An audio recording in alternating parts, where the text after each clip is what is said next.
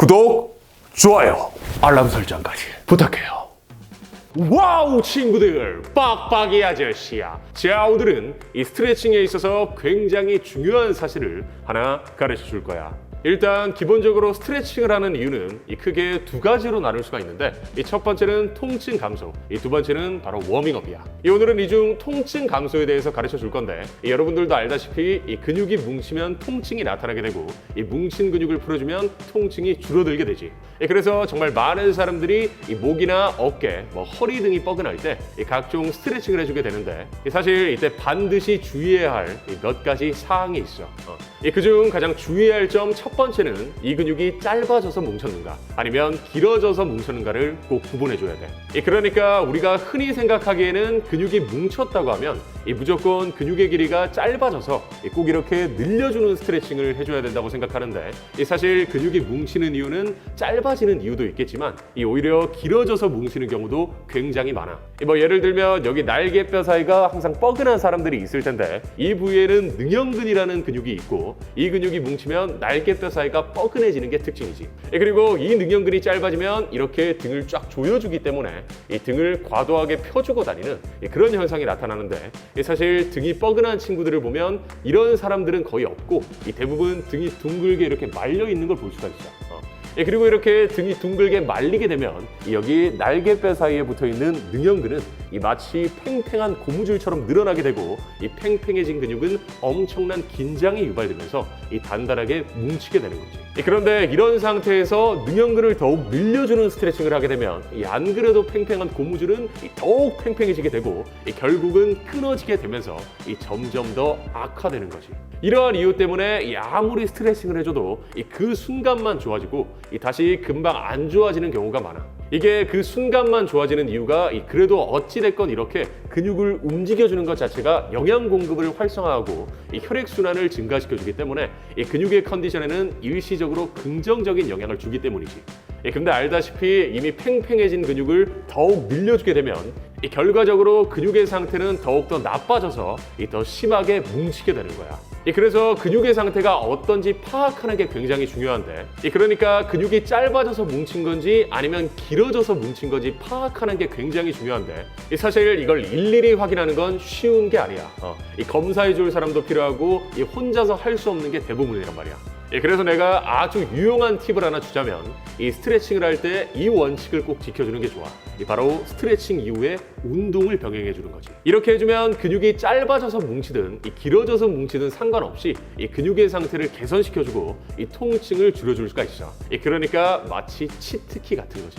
아무튼 아까도 말했듯이 근육이 늘어나서 뭉친 상태여도 일단 스트레칭을 해주면 혈류가 증가하고 영양 공급이 활성화되면서 일시적으로 근육 컨디션이 좋아지게 되지. 즉 어찌됐건 근육의 상태에 상관없이 일시적으로 근육의 상태가 좋아진다는 거야.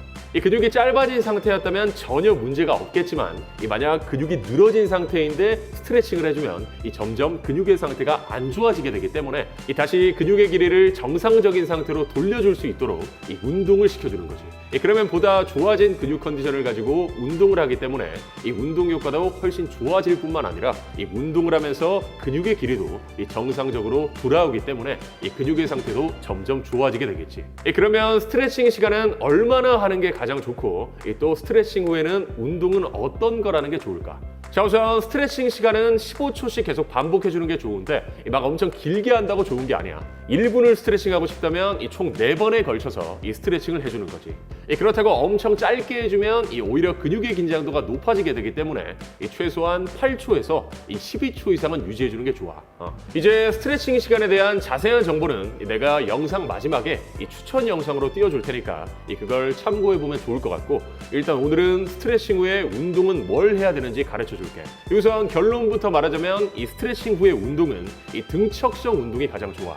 등척성 운동은 쉽게 말하자면 관절에 움직임이 없는 근육 운동을 의미하는데, 예를 들면 이렇게 벽을 민다든지 스쿼트 자세에서 정지한다든지 등등, 이 운동이 정말 좋은 게 근육의 길이가 과도하게 늘어나 있든 짧아져 있든 상관없이 근육의 길이를 정상적으로 만들어주는데 굉장히 큰 도움을 주거든.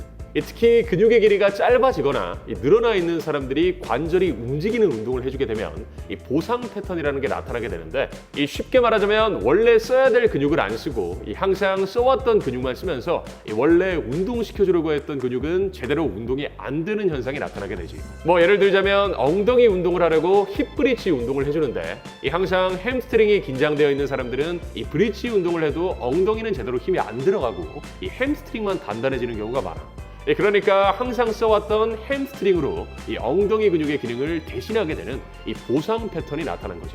반면 등척성 운동의 경우 일단 엉덩이 근육이 가장 힘이 잘 들어오는 동작을 취해준 다음 그 상태로 버티기만 해주기 때문에 이 햄스트링의 개입도가 확 줄어들게 되고 이 엉덩이 근육의 개입도가 증가하면서 아주 효율적으로 근육 길이를 정상적으로 되돌려 줄 수 있게 되지. 근데 이 등척성 운동의 단점은 해부학적 이해를 바탕으로 정확하게 따라야 된다는 단점이 있어서 만약 자신이 운동을 정확하게 알고 있는 게 아니라면 그냥 가볍게 몸을 움직여주는 운동도 충분히 많은 도움이 될 거야. 뭐 예를 들자면 이 등이 뻐근하면 우선 등 근육을 풀어주고 가볍게 등 근육을 사용하는 로우 동작을 몇 번 해주는 거지. 이렇게 해줘도 안 하는 것보다는 100만 배는 낫다고 볼 수 있어. 자, 다시 정리하자면 이 통증 감소를 위해서 스트레칭을 하는 경우에는 반드시 그 근육이 짧아졌는지 혹은 늘어나서 뭉친 건지 체크해 주는 게 중요하고, 그게 어렵다면 스트레칭 직후에 반드시 운동을 병행해 주는 게 좋아. 그리고 운동은 등척성 운동이 제일 좋지만 어떻게 하는지 모른다면 어떤 방식으로든 그 근육을 움직이게 해주는 가벼운 워밍업 운동을 해주는 것도 굉장히 많은 도움이 된다는 거지.